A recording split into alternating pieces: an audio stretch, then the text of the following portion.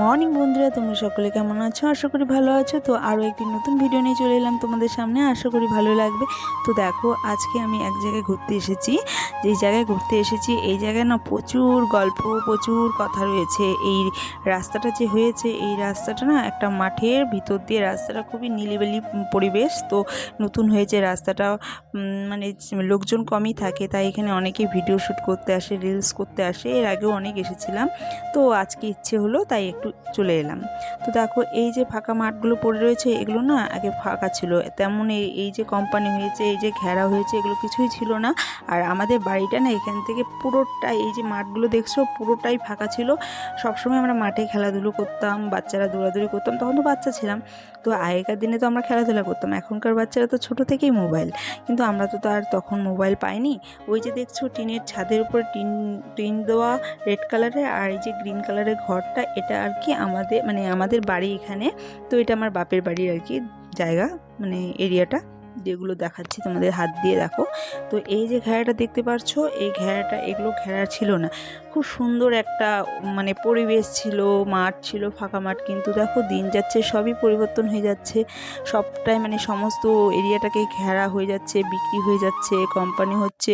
সত্যি দেখলে না খুবই খারাপ লাগে যে এত সুন্দর মাঠ ছিল ফাঁকা, এদিকে সবাই চাষাবাদ করতো, তারপরে তোমার ধান হতো, পাট গাছ হতো, আলু হতো। কিন্তু এখন দেখো সব কিছুই বন্ধ করে, বন্ধ তো হয়েই গেছে, আরও আস্তে আস্তে সবই বন্ধ হয়ে যাবে। যাই হোক, কিছু করার নেই। তো এই যে দেখো, সন্ধ্যার দিকে প্যাটিসের দোকান এসেছে, তো ভাবলাম যে কিছু খাওয়ার কিছু নিই, চা দিয়ে খাওয়া যাবে। তো এই যে আমার শাশুড়ি নিচ্ছে এখানে, তো বললাম কি নিবে নাও। আমি তারপর এখানে প্যাটিস নিয়ে নেবো, বিস্কিট নিয়ে নেবো, তারপর সবাই মিলে চা করব আর টিভি দেখবো, খাবো।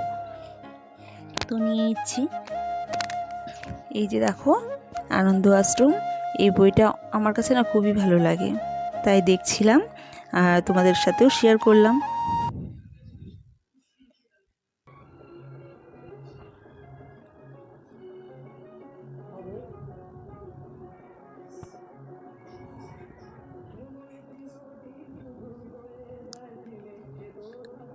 তো দেখো, এই সমস্ত বই চিরজীবনই অমর থাকে। এই যে উত্তম কুমার, কতদিন, আমরা তখন জন্মই হয়নি, তার আগের এই সমস্ত বই। তো তিনি আর নেই পৃথিবীতে, তবুও তার এই যে বইগুলো এখনও বেঁচে রয়েছে।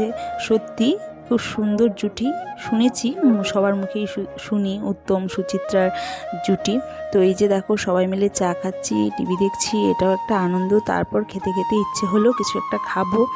তো এই যে দেখো, এখানে কাটা বাছা করতে চলে এলাম।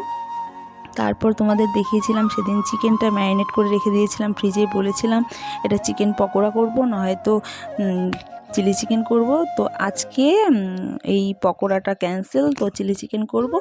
তারপরেও এখান থেকে কয়েকটা আর কি ভেজে নিব, চিকেন পকোড়ার জন্য একটু ডিপ ফ্রাই করব। তো মেয়ে খেতে ভালোবাসে।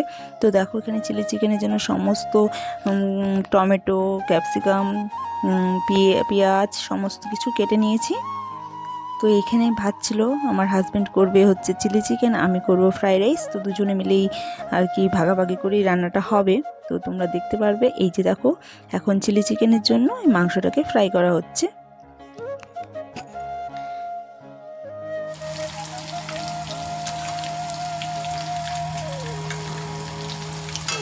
তারপর মেয়ের জন্য একটু ডিপ ফ্রাই করে নিব, আর মেয়েকে একটুখানি চিকেন পকোড়া বলে ওকে দিয়ে দিব।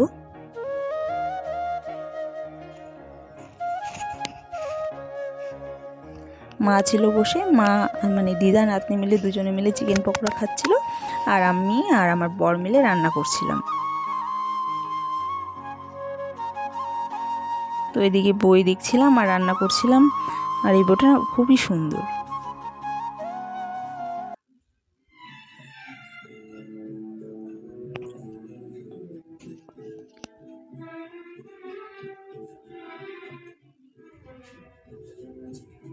এই তো মাঝখানে মাঝখানে একটুখানি টিভি দেখছিলাম, আর এদিকে রান্নাঘরে যাচ্ছিলাম।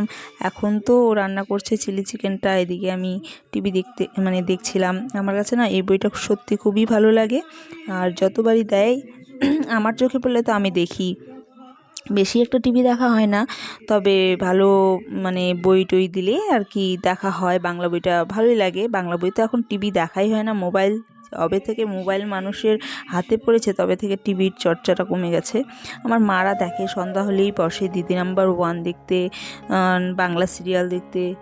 আমি এখন দেখি না, অনেক দিন যাবত সিরিয়ালও দেখা হয় না। মেয়ের পরীক্ষা, তারপর মেয়ের সাথে মানে থাকতে হয়, সময় দিতে হয়, এই টিউশন যাওয়া, এদিকে দোকান যাওয়া, টাইম হয় না, আর দেখাও হয় না। অভ্যাস থাকলে পরে প্রত্যেক দিন না দেখলে ভালো লাগে না। দিয়ে দাও কিছু হবে না। লঙ্কাগুলো দিও। এই যে এখানে ফ্রাইড রাইসের জন্য অনেকটা তেল ছিল, মাংসটাকে মানে চিলি চিকেনের মাংসটাকে ভেজে উঠিয়ে রেখেছি। তারপর অনেকটা তেল ছিল, ভাবলাম যে ফ্রাইড রাইসের জন্য গাজরটাকে আর ক্যাপসিকামটাকে ভেজে উঠিয়ে নিই আগে, এতটা তেল নাহলে নষ্ট হয়ে যাবে, এই তেলটা রেখেও লাভ নেই। তো এই যে দেখো আমার ওটা মানে গাজর আর ক্যাপসিকাম ভাজা হয়ে গেছে। এবারে ও চিলি চিকেনের জন্য আর কি ফ্রাই করছে এগুলো, পেঁয়াজ আর ক্যাপসিকামটা। আর বিনস ছিল না, তাই আর বিনস দেওয়া হয়নি আমার ফ্রাইড রাইসে। তো এদিকে দেখো এখানে আমি একটা স্পেশাল মশলা করে নেবো, এটা আমি ফ্রাইড রাইসে দিব, খুবই টেস্টি হয় ফ্রাইড রাইসটা। একটা ঘরোয়া টাইপের মশলা করি আমি এটা। তো বর বলছিল এদিকে চিলি চিকেনের জন্য একটু ওর কি সিক্রেট মশলা রয়েছে ওটাকে বেটে দিতে, তো আমি বেটে দিচ্ছি।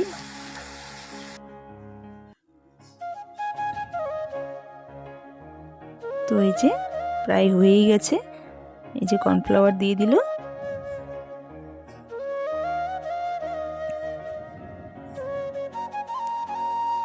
সস দিয়ে দিল। সয়া সসটা দেওয়া হয়নি, ছিল না ঘরে, আর সয়া সসটা দিও না, আমি বাড়িতে খাবো মানে বাড়ির মতনই করি, তবে খুবই টেস্টি হয়েছিল খেতে। রান্নাটাও খুব সুন্দর করে ও পারে রান্না করতে, মাঝে সাঝে ও নতুন নতুন আইটেম মানে হয়, ওর ধৈর্য আছে রান্না করার, প্রচণ্ড ন্যাক, তো রান্না করতে ভালোবাসে, খাওয়ায় মাঝে সাঝেই খাওয়ায় রান্না করে স্পেশাল কিছু ইচ্ছে হলে।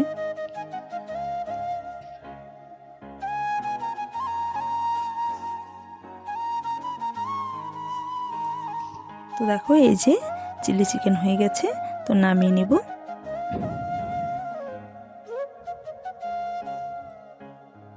ভালোই হয়েছে, গ্রেভি মানে গ্রেভি টাইপও হয়েছে, ঝোলঝোলও হয়েছে, হালকা ঝোল গ্রেভি আর কি। তো দেখো এই যে আমি এখানে ফোড়ন দিয়ে দিলাম কড়াইয়ে, তো এটা আমি এখন ফ্রাইড রাইস বসিয়ে দিব। একটু গোলমরিচ দিলাম, সামান্য গোলমরিচ দিলে ফ্লেভারটা সত্যি খুব সুন্দর হয়। এই যে চিনি দিয়ে দিচ্ছি। আমার বর আবার ফ্রাইড রাইসে তেমন একটা মিষ্টি পছন্দ করে না, এদিকে মা আবার মিষ্টিটা পছন্দ করে, কি করব, মাঝখানে আর কি মিডিয়াম করেছিলাম, কিন্তু খেতে দারুণ হয়েছিল। এই যে ভেজে রাখা গাজরটা আর ক্যাপসিকামটা দিয়ে দিলাম।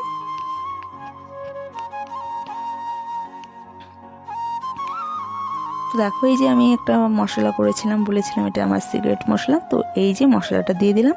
তারপরে রেডি তোমাদের ফ্রাইড রাইস, তোমাদের না আমাদের ফ্রাইড রাইস আর চিলি চিকেন। তো এই যে সুন্দর করে একটু ডেকোরেট করে নিলাম।